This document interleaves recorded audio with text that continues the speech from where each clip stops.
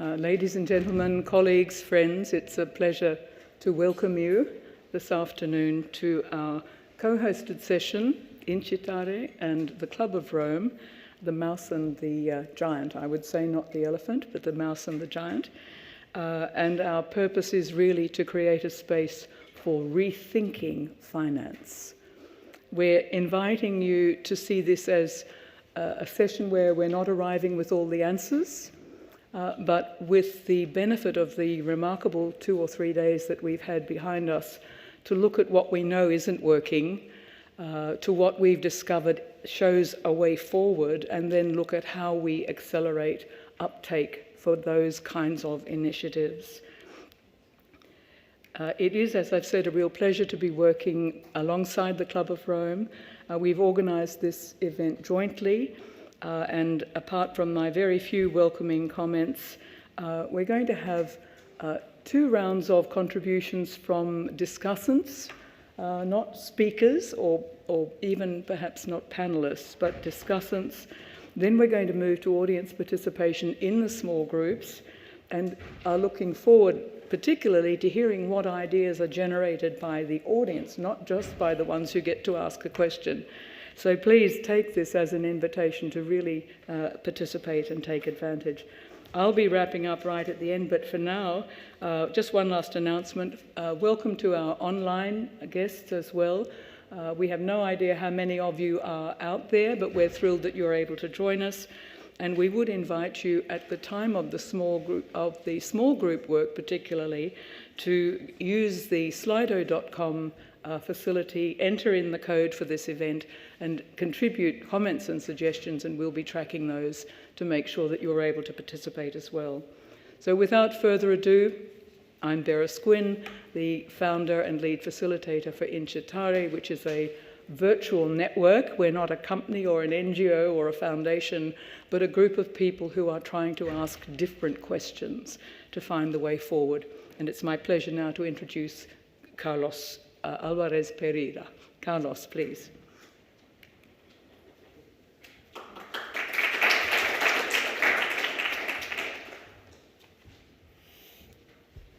Hello, everybody. Thank you for being here, first, here physically or virtually. In any case, thank you very much for being with us.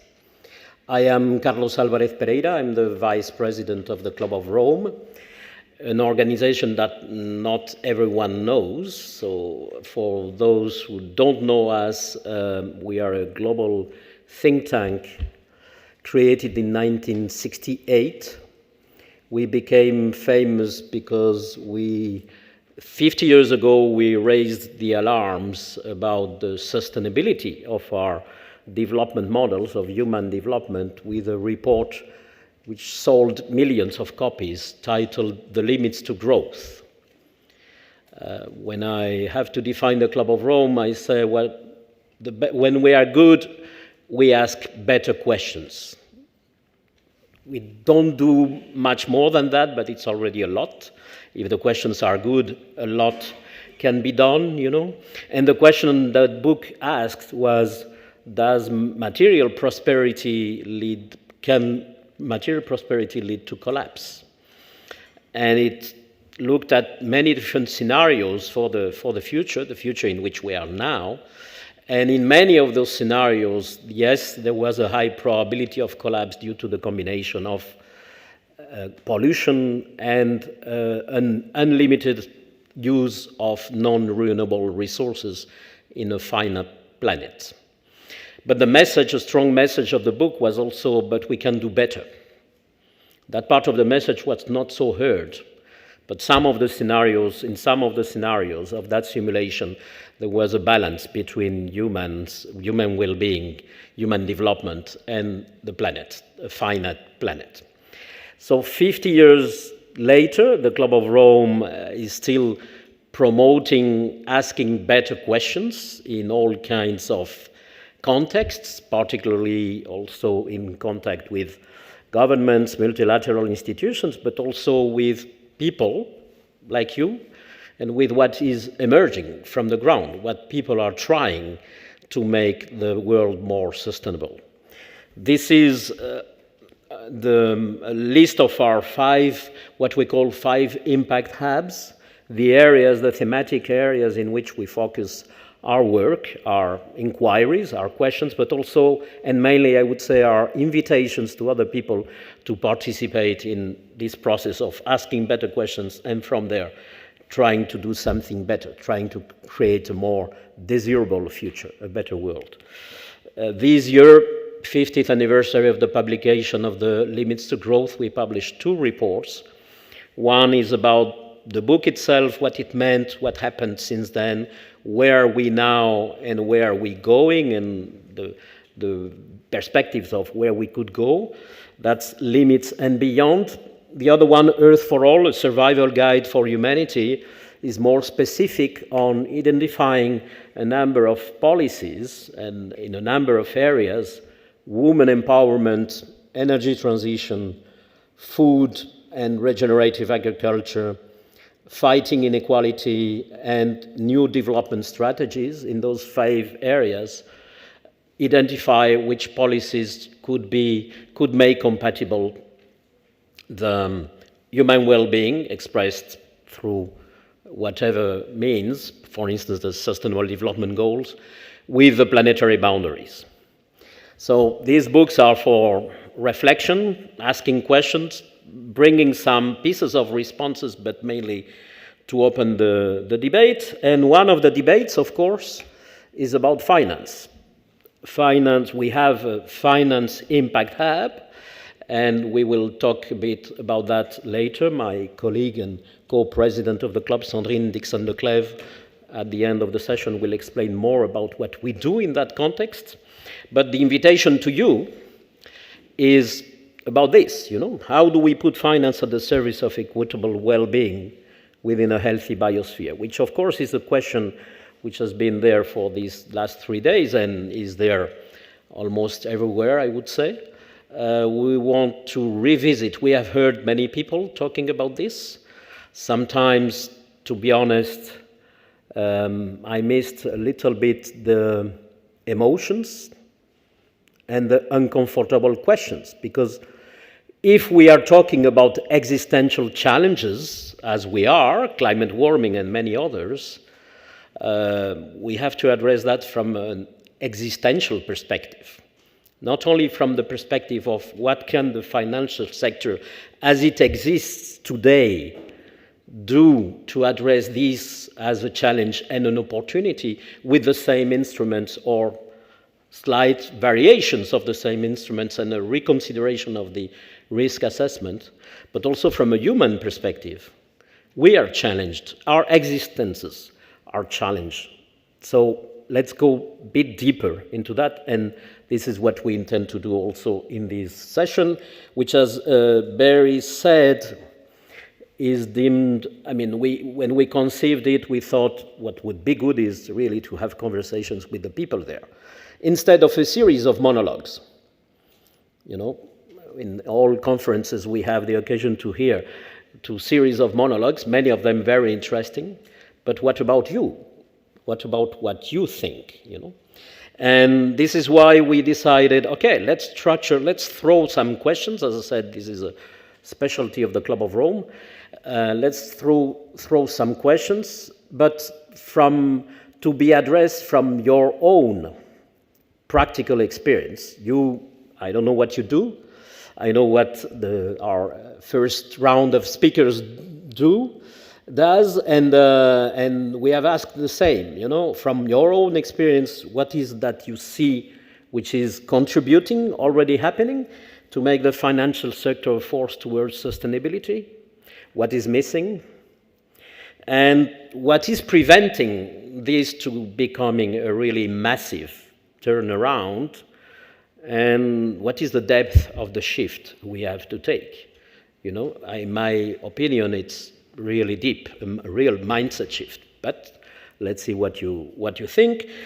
And to start with, to warm up, we have invited, I think, 4 persons who are actually practitioners, working really on the ground from very different perspectives, doing very different things, but all of them with this commonality of trying to make it in practice, with different roles. And this is why I think it will be interesting to hear their reflections and the conversations which will arise from that. So I would like to call to the stage our speakers now, Oksana Tkachenko, founder of Lean Finance. Please, yes.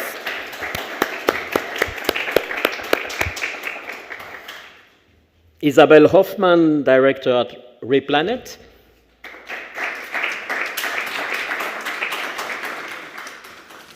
Alexander Robinson, associate partner at BuyFriendly. And Doug Messelt, analyst and consultant partner of Sustain AX. First of all, thank you to all of you to accept to be tortured in this room, to be put on this stage. I know it's a little bit challenging. The questions, you have been thinking about them. So we would like to hear your opinions, starting in the same order with Oksana, and then we'll have a discussion. But Oksana, the floor is yours. No problem, Carlos. So the first question that was put to us as panelists was, do you know any example of innovation in the finance systems? And do you know whether these innovations bring sustainability and circularity for the well-being and overall for good outcomes? And my answer to that is yes, I do. However, in isolation, financial sector cannot drive sustainability and circularity. Obviously, it has to work concurrently with other sectors. And there are, by the way, I work in development, international development. I predominantly focus on blended finance, working on both ends, designing funds, as well as working on strengthening the pipeline opportunities. And mostly my work is in the water sector and sanitation sector, which is fundamental for well-being of humanity and drives resiliency and sustainability. Examples there are many blended finance facilities in the water sector. However, I'll give an example of one that stands out. It is the Vatican-driven initiative called Azura Source Capital. It is being driven through the Catholic Relief Services and executed by the US-based fund manager, Total Impact Capital.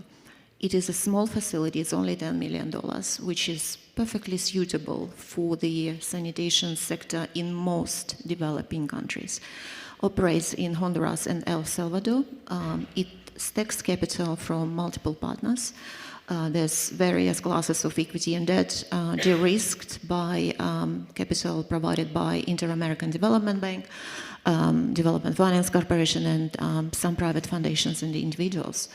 So the facility lends funds to directly water service providers, as well as local credit cooperatives and local banks.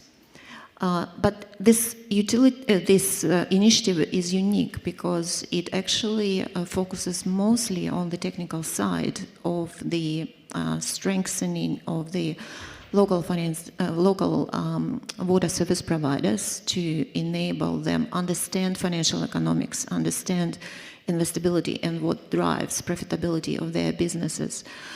Catholic Relief Services fulfills the role of the technical partner.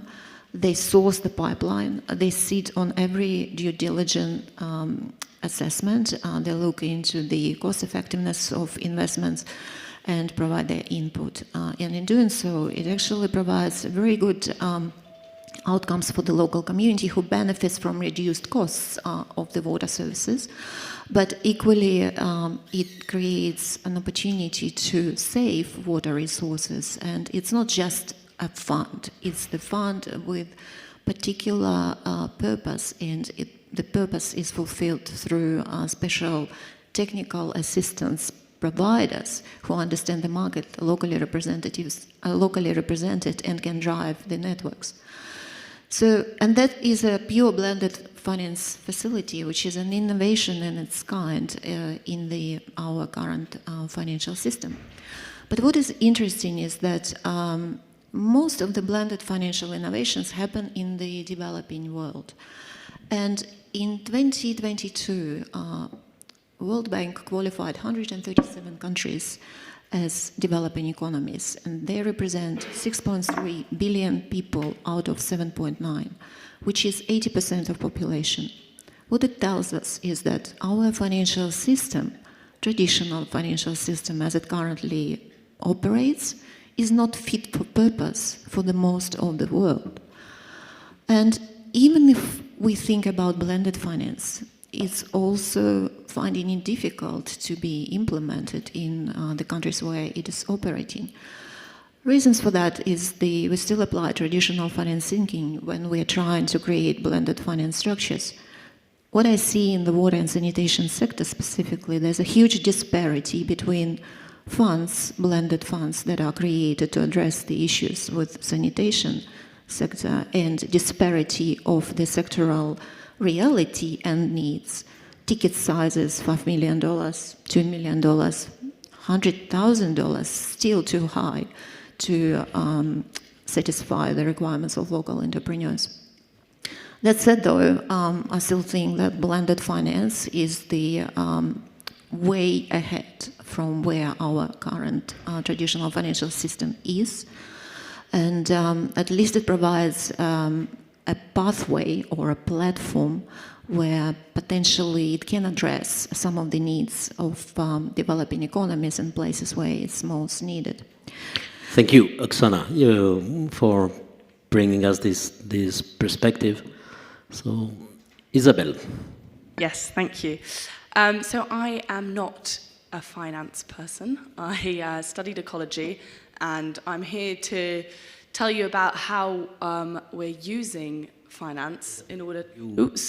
that's much louder, isn't it? How we're using finance to drive private sector funding into the restoration and conservation of degraded areas or areas of natural beauty.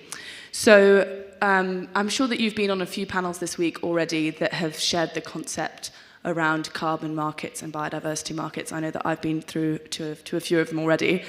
But basically the problem that we're seeing is that we need, on average, $600 billion a year invested in nature if we want to achieve what is being set out by the Convention on Biological Diversity.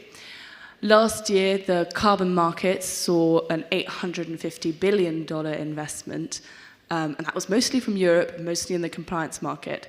So basically, there is a lot of money out there for this sort of thing, but it's all getting stuck with the carbon and in climate finance when we really need a lot of that in with nature as well, and that's just not happening at the moment. The reason for this, we think, is because there's no way of measuring biodiversity in the same way as we're measuring carbon. So we have, for those who know about this, you have a ton of carbon is one carbon credit. What's that unit for biodiversity? Biodiversity is incredibly complex. How do you put it down to one unit? So what we're doing at Replanet, which is the startup that I'm co-founder and director at, is that we are piloting a methodology that allows you to quantify biodiversity as one relative unit. So it's a complex methodology. I'm not going to explain it in detail here, but it's open access, and you're welcome to look at it afterwards. But in essence, what it does is that it takes a consumer price index approach. So every country in the world has a consumer price index. They price up all their goods and services, and at the end, they have an inflation rate. We all know that that happens, and all of the different elements that are priced up are different in every single country, but you still end up with one unit that you can compare across the world. So what we did was take that similar approach and did it for biodiversity. So you've got 1,300 ecoregions around the world. Obviously, the metrics that you use for a coral reef in Mexico are not going to be the same as what you use in a farm in England. So what you can do is choose 5 metrics that represent that ecosystem and look per hectare, what would the percentage uplift be over time for each of those 5 metrics, and 1% uplift equals 1 biodiversity credit. So we're not saying it's a perfect measure of biodiversity in that place, but what it does is it allows a company to be able to see the difference their investment would be making at that one site. And that creates an independently verifiable unit that can be sold and therefore that drives funding into an area that would not usually have funding. So the way that we are actually operating as a company is that we forward sell these carbon credits to corporates that have carbon and biodiversity credits, to corporates that have net zero ambitions for the carbon and nature positive ambitions for the biodiversity. And we are also working with impact investors to draw in money to get these projects started and to de-risk them for corporates to then be able to buy these credits. And so what this does for impact investors is really great because it has a social side to it as well. We have a policy at Replanet that a 60% minimum return has to go back to the local communities or the areas around where the sites are being developed, which is by no means standard across carbon markets and biodiversity markets. So what that means for an impact investor is that it has that strong nature element and that strong social element. So it's covering all the bases for SDGs that investors tend to look for. And I can see the time running out, so I will stop there for now. Thank you. Thank you. So two examples of innovation in finance towards sustainability. What about you, Alexandra? What is your perspective and what are you trying to do? Yeah, thank you. I'm not used to speaking into a microphone, so bear with me, please. Is this right? Yeah, okay. So I'm Alexandra Robinson. I'm coming from Berlin and working as an associate partner with Friendly. Who is Friendly? At Friendly, we're a collective of consultants and facilitators across Europe that are interested in accompanying systems transformation. And so today, I want to focus on the real estate market in Berlin as an opportunity for systems transformation. At Friendly, we also look at how does perception and the way we frame the problem affect the decisions we make and the impact we can have. And for me, the real estate market in Berlin is a very beautiful example of questioning some assumptions that I haven't heard questioned at this conference around, is growth always a good thing? Should shareholders always have the supremacy over deciding what should happen with a company? So this is a bit provocative, but I'm allowed to do it because I'm an independent researcher.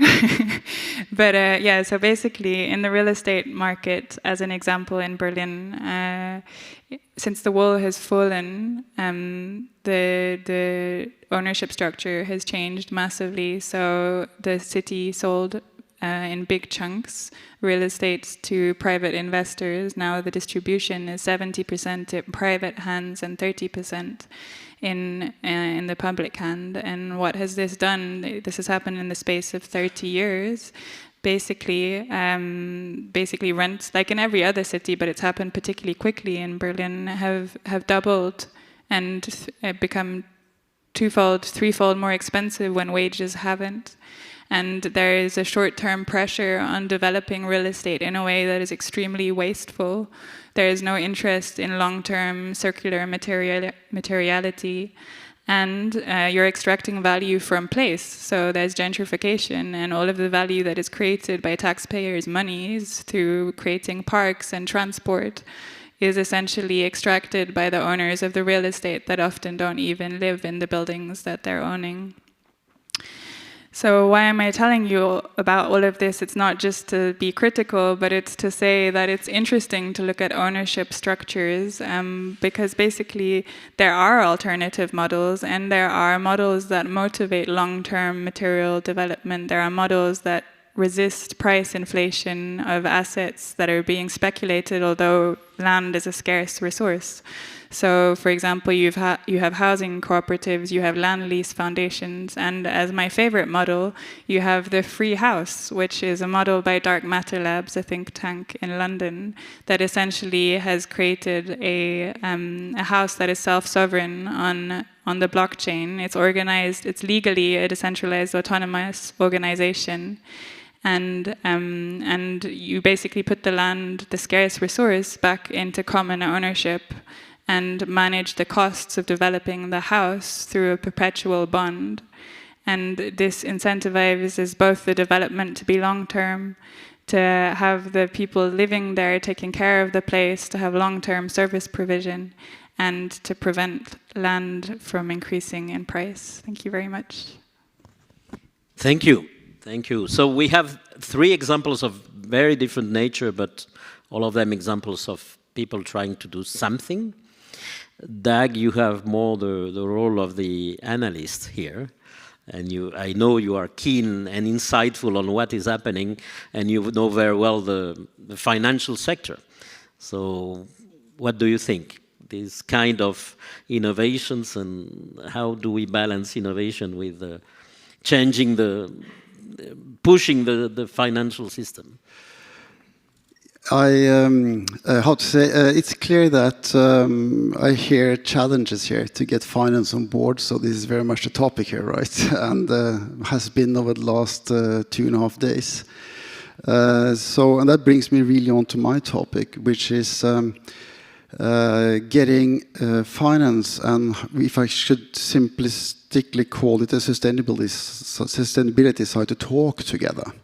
Not just sending each other monologues and using expressions that hinder that they understand each other really, because if you don't understand each other, you're not going to have any progress, right? And an example that I've seen in many panel discussions during this conference as well is the use of a word called ESG integration. I guess you've heard this in some of the panels you've attended to here. And it's quite interesting because in these kind of discussions from the sustainability side, most understand some kind of an SDG impact, a positive impact on society in any of these aspects. While for finance, they tend to understand ESG risk integration. And these two are definitely not overlapping. And there has been some reactions to some of the high-level discussions also at the first days during of this conference, where some of the big asset managers have said they literally won't do it. They won't do what the sustainability side is asking for because it's not in their mandate. And I think that's another very important point, is that we need to, the sustainability side and the finance side need to understand each other better to get progress, to be sure the right actors are addressed to solve these things that don't happen. And here it's core that everyone on the sustainability side sees the finance for what it is and understand the agent-principal relationship. That is, agent, that's the asset managers who actually manage money they don't own. And this relationship is regulated through fiduciary duty. So it's core, as I see it, that the sustainability side, to get finance for all these new thoughts, these new projects, is to address not the BlackRocks of the world, is to address the asset owners. Because any asset owner can decide tomorrow, I don't care about financial return, I just want to have a positive impact on the world. And, so there is some kind of schooling to do on both sides. The same way, finance also need to understand. Finance have very shallow understanding of nature science, human science. So there is a lot of schooling to be done in this area. I'd also like to address the risk perception. If the risk perception in finance today is addressing the sustainability issues. I would say that due to the progress we've had over the last years, finance, when you come to ESG risk, which is a very central topic, which is within the fiduciary duty, so they can do that, has gone from just inbound financial risk through ESG to what we call double materiality. So double materiality means that finance is looking at the companies they invest in, and they integrate also the impact the companies have on the world. And if any of those impacts can impact stakeholders in a way so it becomes a risk for the company, then they take it into consideration. And I think that when the sustainability world is talking to finance, this is how far they can get with the BlackRocks, etc. If they don't have a mandate where they are allowed to take things into consideration, they can't, because they will go to jail.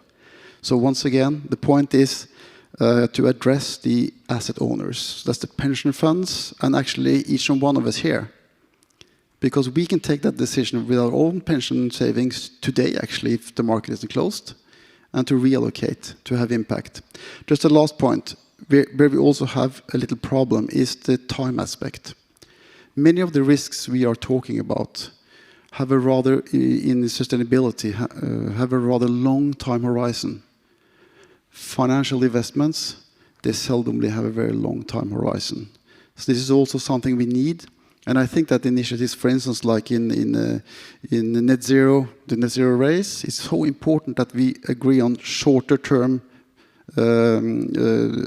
not hurdles, but targets, so that we can bring that long-term risk into a more short-term risk, so that it's easier for finance to integrate in their decisions. And I think I'm far overdue for time, so thanks. Thank you. Thank you so much. Any reactions from you about what has been said? Or I feel that Oksana, she has the mic already. Yes, thank you. I see the point about decision-making within the financial system from asset managers to asset owners. I do see a bigger issue, though, because regardless what's being said over these 4 days, I can still feel the dynamic that our financial system is still very much profit-driven. We talk about small sacrifices that we do at comfortable levels that we put into different non-for-profit organizations. In my view, our financial system is not value-driven. It is really profits-driven, and values, and it could be easier to work with asset owners because then you work with individuals. Because this is a funny paradox in the world. As individuals, we're all good-natured people. We care for the environment.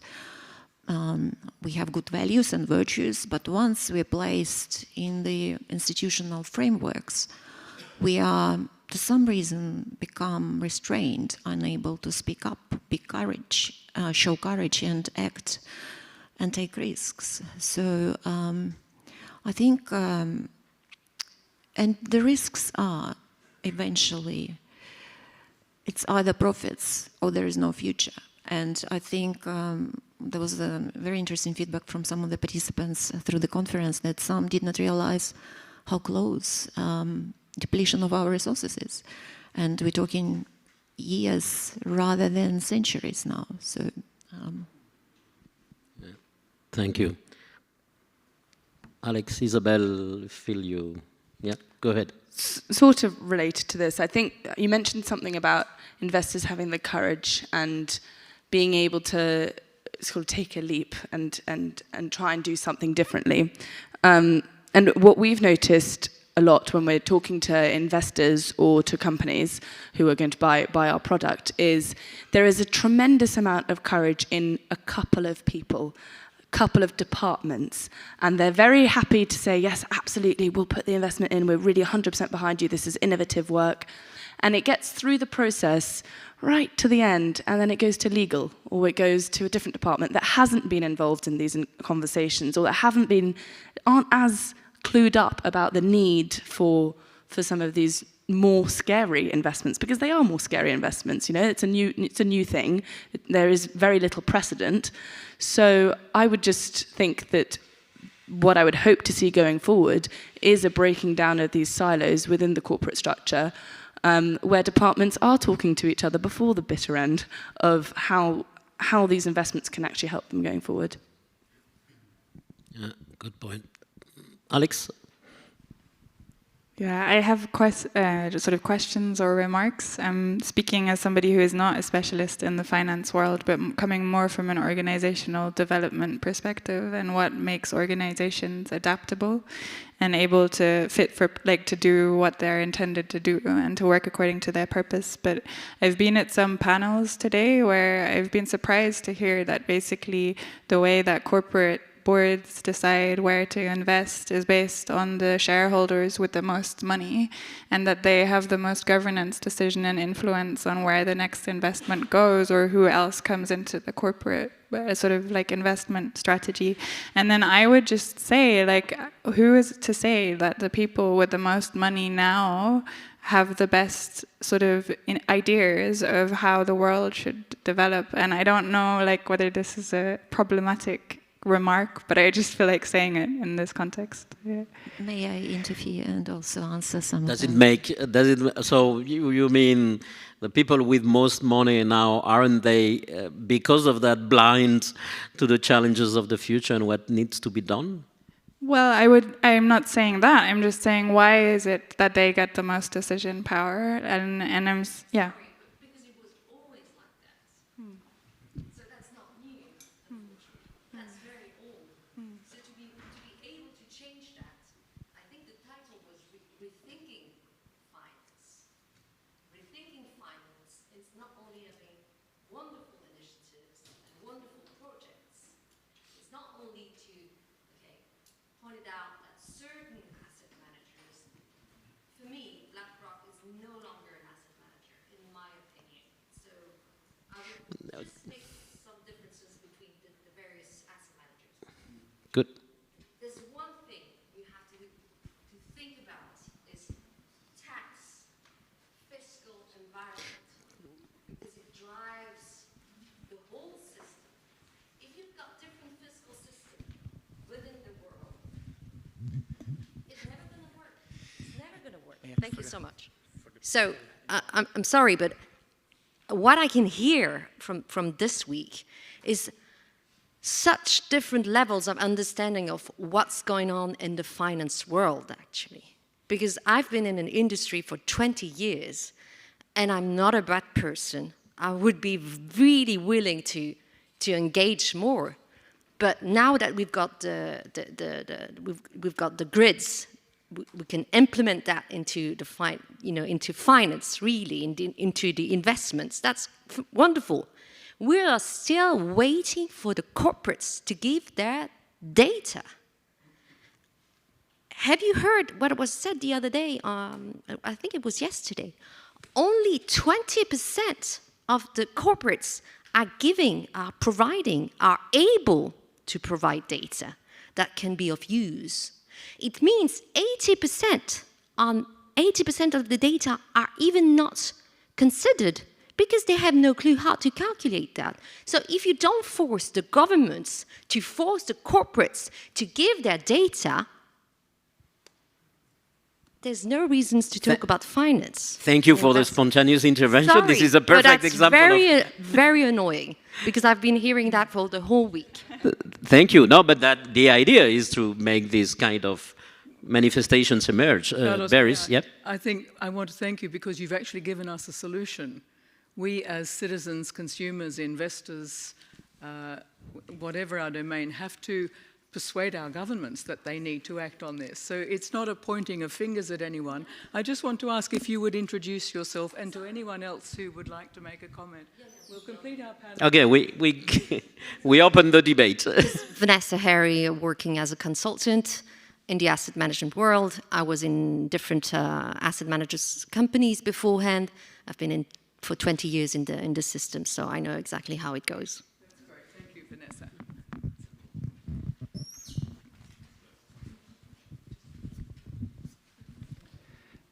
Thank you. My name is Milan Despotovic. I would like to say something very special. I was born and raised here in Geneva. This is the first time that I see that we're all of us starting to get angry because nothing moves. And this is my statement. I'm so happy of all of you that came here. I hope that all of you will do something, and we need to act. We need to stop like just talking. We need to help each other. We need to share ideas together. We need to get together after this meeting. It needs to continue. This is the beginning. This is not the end. So this is my message today for you. Let's go. Let's do it. Let's act. Thank you so much. I mean, this is music to our ears, but because honestly, before being here, now, we didn't know. Maybe you were going to say, you know, no problem at all. Yeah, the challenges are being addressed. Finance is moving in the right direction, maybe, but we are hearing something substantially different. What do we do, Barry? Because people want to intervene. It's I think just 4 more minutes to close off with the panel. but let's. Sorry, Yep. I think the floor has taken over. Yeah, yeah. And I just wanted Just to you finish and the thought because- last intervention here, and go ahead, Vera. Thank you. So I thank you. Please for- try to put your mic as close to your mouth. You know, typically you put. I it think from they the- can hear me. Okay. First of all, congratulations for all the panelists. What a great choice. I think this was one of the best panels in the entire Building Bridges. And also a very beautiful panel with more women than men. But not to say that the men's side was wasn't beautiful. This was deliberate. Yes. And I also wanted to add, and I think this is also a very nice, spontaneous way for the audience to take over the floor, because this was, in fact, the idea of building bridges. And in some other panels, I had seen that, people had to actually do something on the internet and then type their question, which is kind of destroys the whole idea of us being here on the other side. So, and of the building bridges. But I wanted to add to what Vivian had said. I come from the government side. I used to have a high position in a government in a small country in the Balkans, and when you say you force the government, it's true. However, the government itself also relies on the private sector and also relies on the people. And actually, it's the people who have to launch. I don't know. Could it be a petition? What Isabel was saying was very interesting, because I haven't been in that private sector, and I could just see the way that the two departments, or whatever the departments, were talking to each other. But even they wouldn't be able to make that change because they don't have an incentive. Well, even the government is sometimes not enough of an incentive, because from the government side you have a lot of corruption and other deals. So what could the public at large do? Is there, could we here, for example, write a petition that we could send across the world that has concrete points that would tell governments what kind, or that could even go to the human rights, for example, the Committee on Economic, Social and Cultural Rights, where it could become sort of a legal structure for governments to have to follow? Thank you. Any reaction? I think now we will have to close this part, but to get into the more participatory part in small groups, because I feel there is a lot of things which will emerge from that. Any reaction on what has been said? I could possibly react a little bit. Yeah, it's a very complex question. That's why we're here, because if that could be easily done, that could have already existed. But there is a massive disparity between the culture within public and private sector. There's profit-driven, impact-driven, and no one wants to subsidize each other's risks, etc. And to deal with that, you need to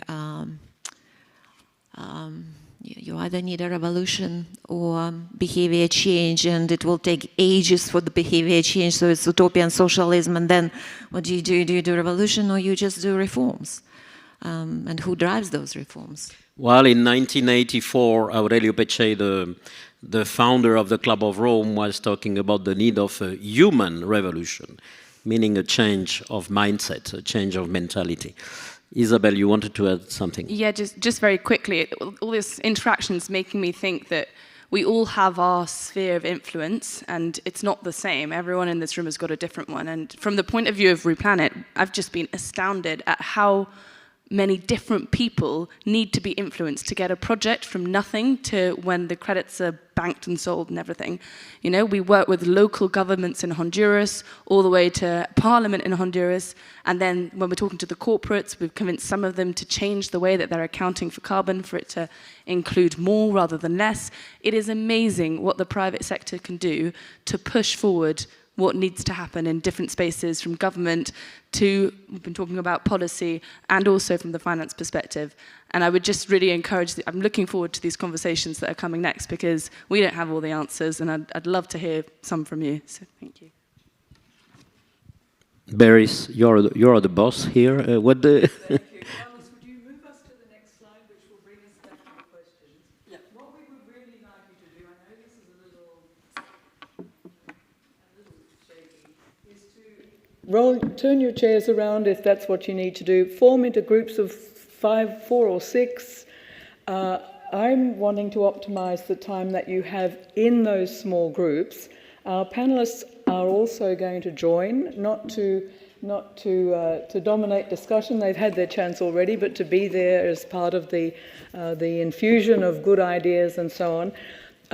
We'll reduce the time for reporting back only because we're going to ask you to make sure that each of you record on sticky notes, post-its, what it is you feel is really the critical opportunity, the major barrier. But if you're mentioning a barrier, what is the pathway to change for that? Who do we need to influence? Where do we start? So without any further chattering from me, just form into small clusters. And for the online people? For the online people, it's at the top. Thank you for reminding me. Those of you who are joining online, do remember the slido.com and the code for this event, and we'll go immediately to monitor what you've been providing to us so far. Thank you. Thank you. Thank you. So, go ahead, please. The beauty of this is that I did not designate myself. I was, I was sent, so I'll try and do my best. So we had a group of 6 people. I think the main one that came up, the main one that came up was firstly to spread the knowledge about the context in which we're in. Okay, so educating, and I think it's very broad. It's not, we're not pointing at investors or investees, or I think it's very broadly putting this maybe into the scholar curriculums, etc., for our kids who will inherit all of our actions in the end. So education was one of the first topics we thought could help solve the state of where we're at. Then the main other one was related to taxes and the legal framework. So basically, we've had conversations with big corporations. We won't name them here, but basically they always behave within the legal boundaries that they are given.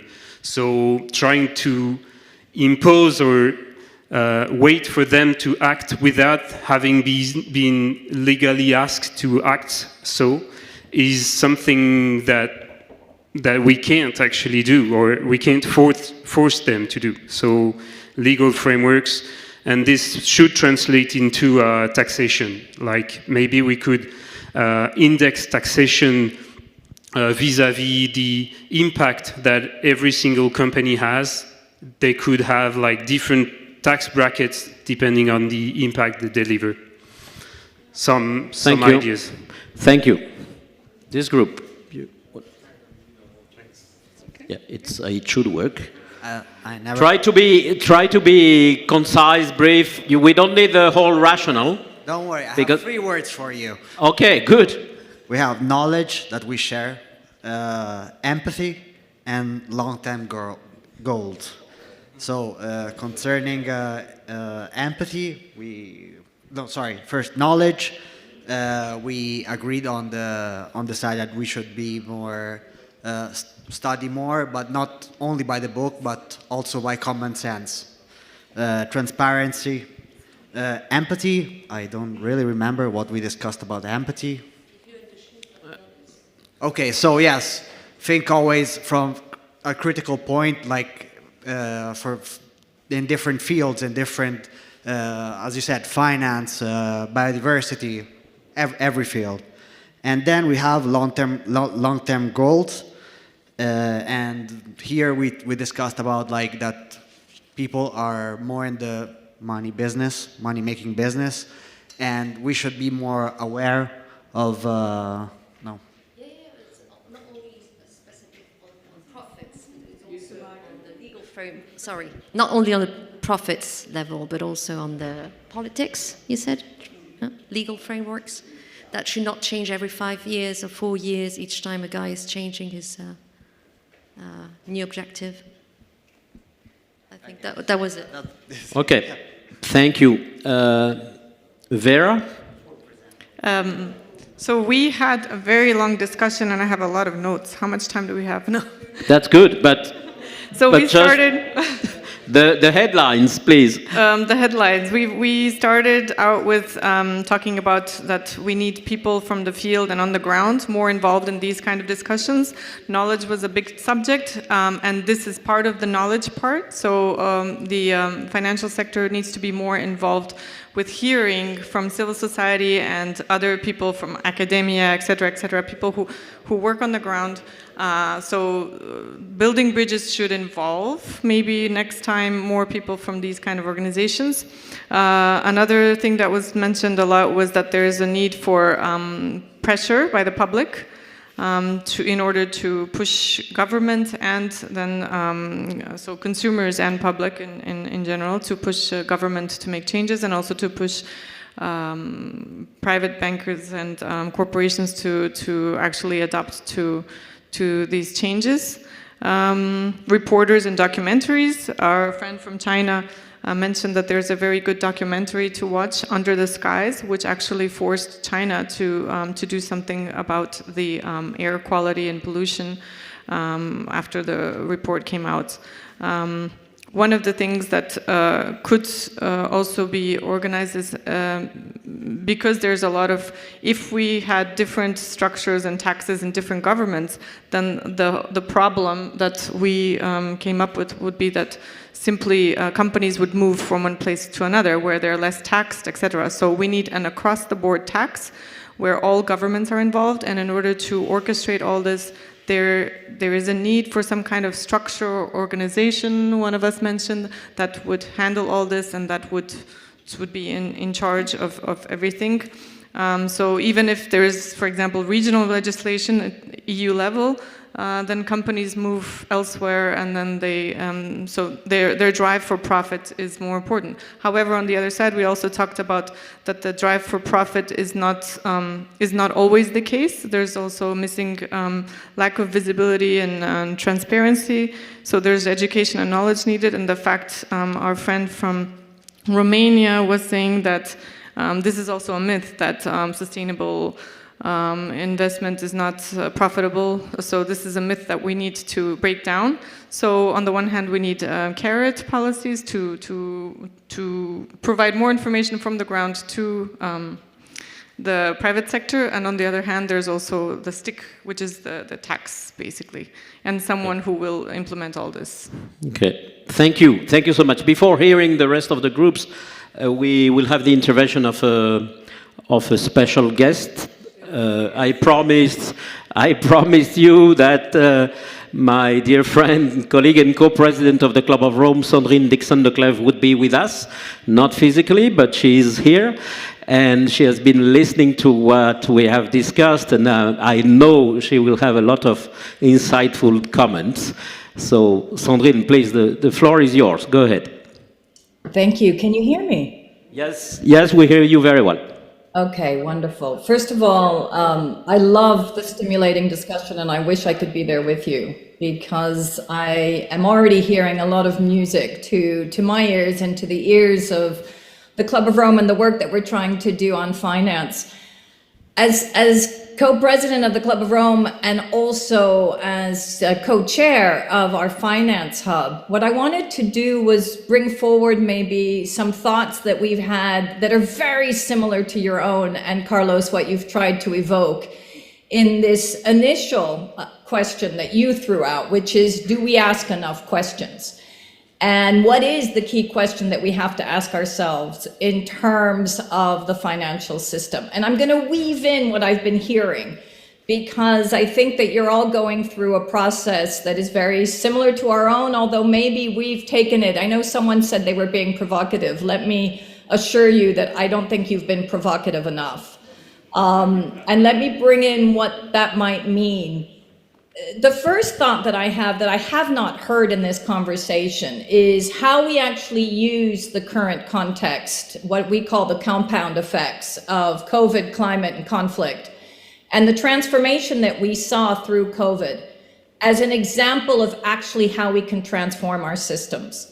So we are very much trying to think through with partners as to what does this mean in terms of really shifting our economic and our financial systems.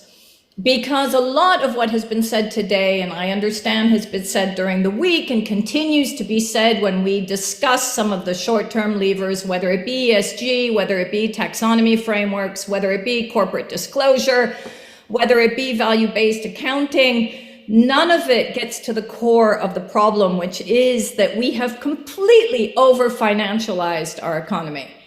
And that shareholder value now dictates every aspect of our economy and our financial system rather than real essential value-based decision-making. And I think that is part of the core of what we're trying to unpack now in our thinking when we shift from most of the discussion of being how do we finance change to a new, absolutely essential discussion, which is how do we change finance?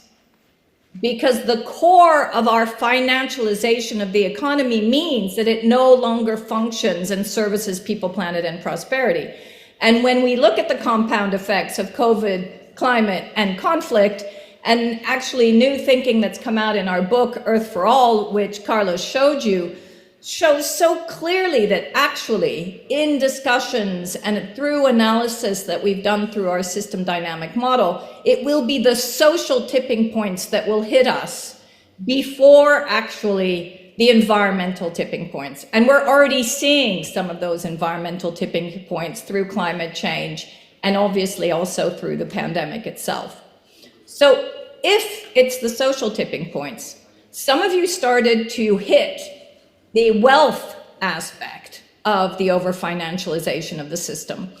But clearly what we haven't addressed in this conversation yet is that if we actually don't address deep poverty and inequality across the globe, then we will not actually solve our other issues, whether it be the way in which our economies function, the potential collapse in the future, and the continuation of these social tipping points.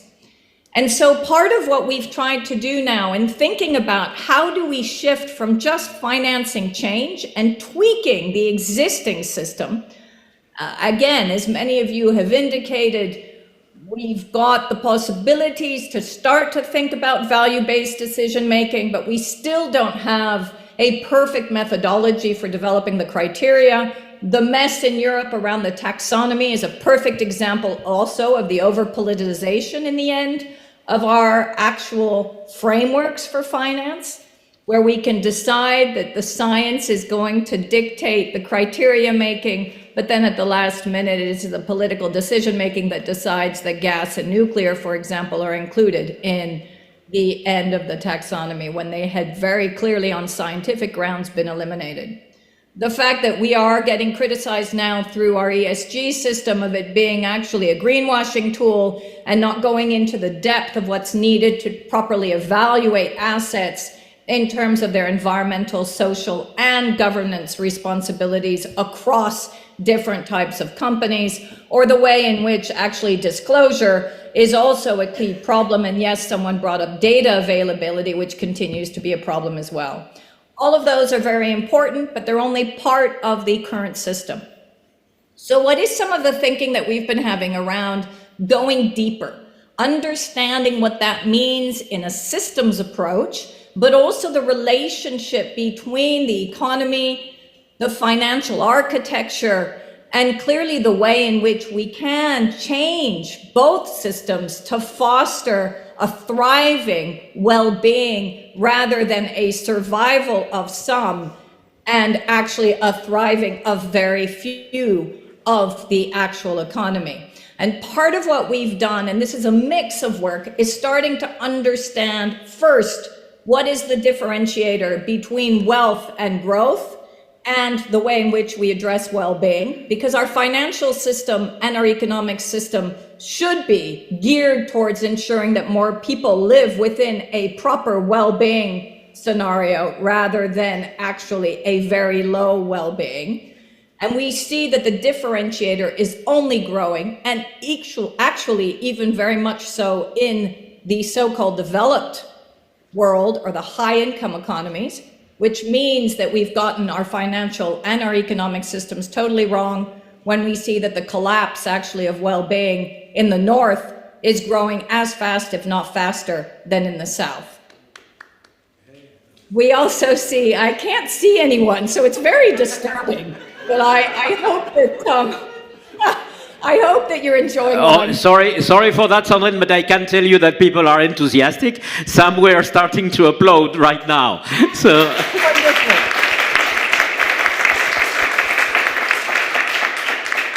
And I won't go into the anecdote that you know so well, Carlos, having grown up in California, as to how actually the disaster of San Francisco demonstrates that we have absolutely no trickle down and that our current financial architecture and economic architectures do not work.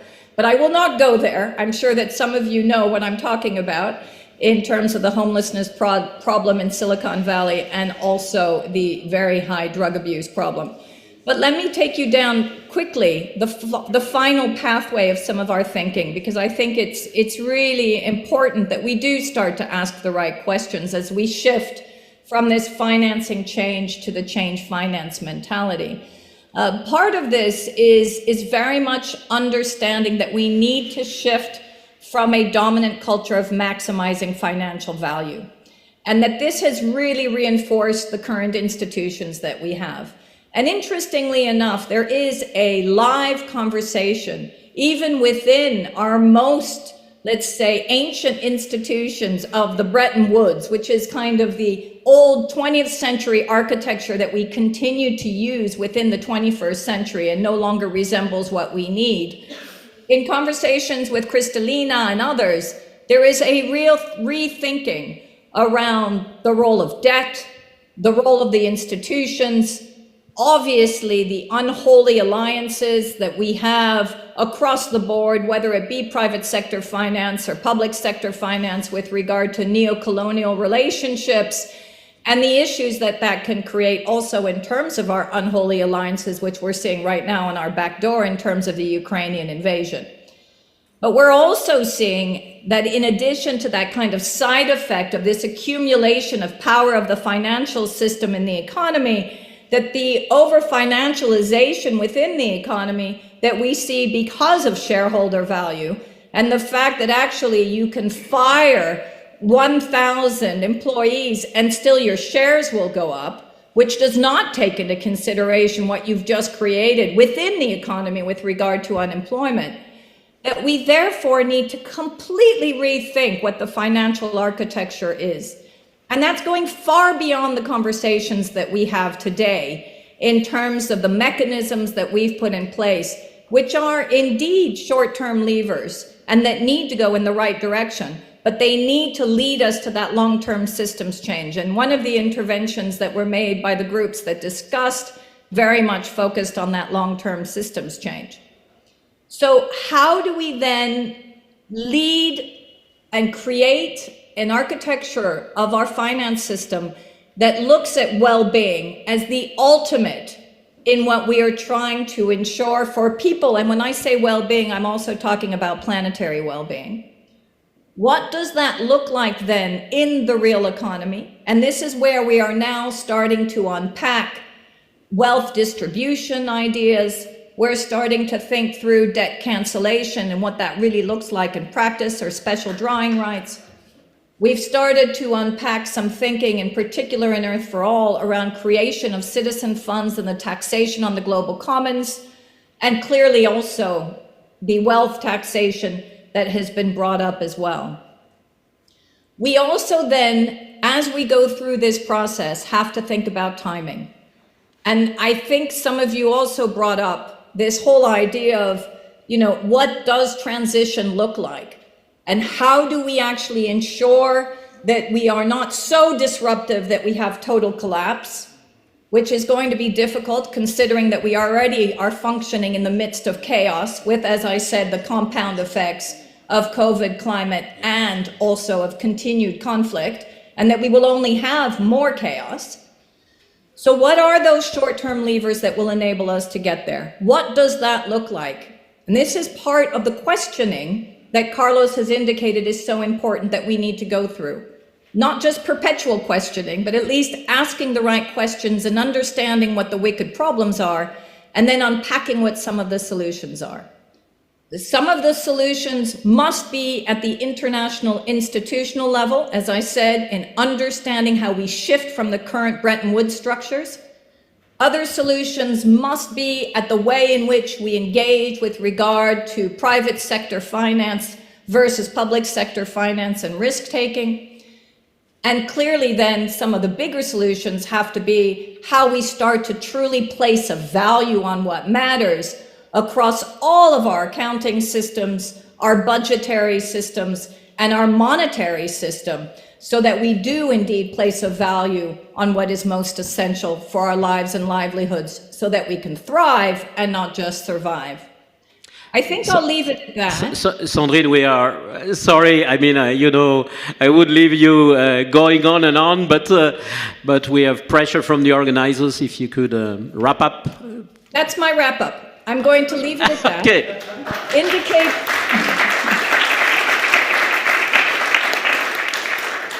And just close by saying that we are on a journey, and we would very much love to have you join us on that journey in some of that questioning. Thank you so much, Sandrine. It was great. And I think the people here are willing to go with us in that journey. I feel the energy in the room very much for that. Thank you so much, Sandrine. Thank you. And good luck with the rest of your deliberations.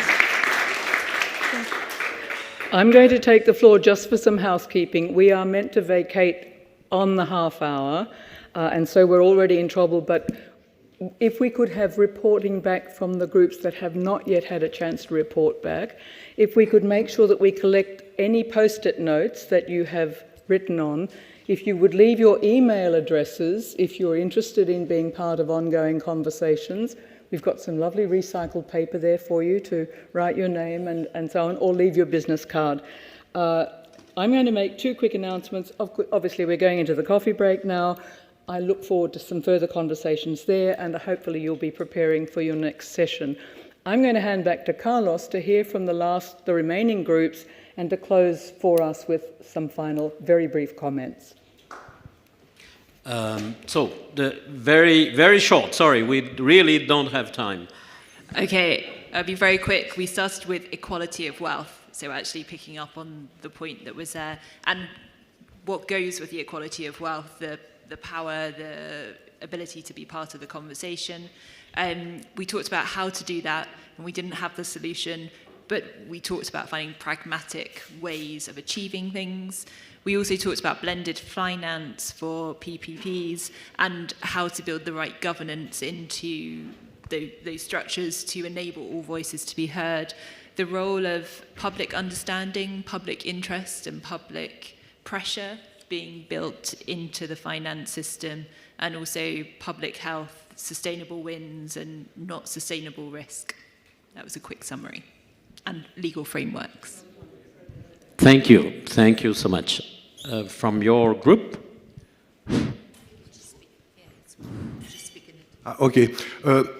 In our group, I will make it short. We had some thoughts on what it takes for a company to behave sustainably and responsibly.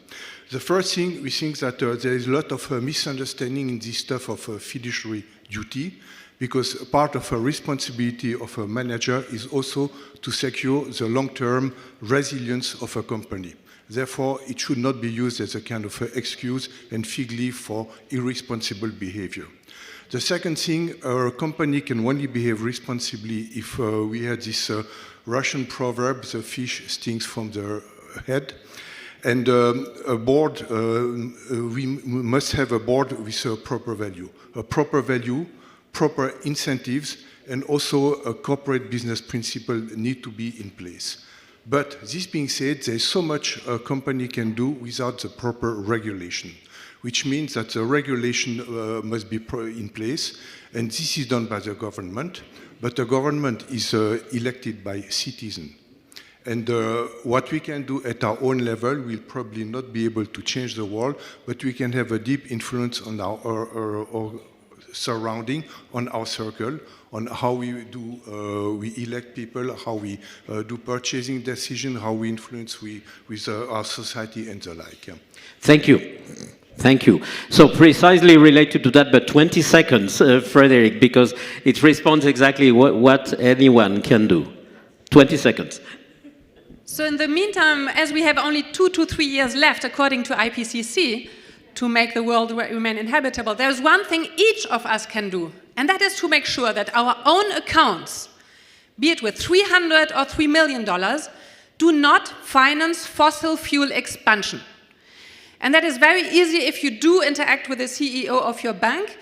There is no transparency, you have to ask for it, or you can use, by adapting it in 10 minutes, this letter, it's a template letter which you can take the QR code of, in which you can urge your bank to make sure that your own money is not invested into fossil fuel expansion. Thank you.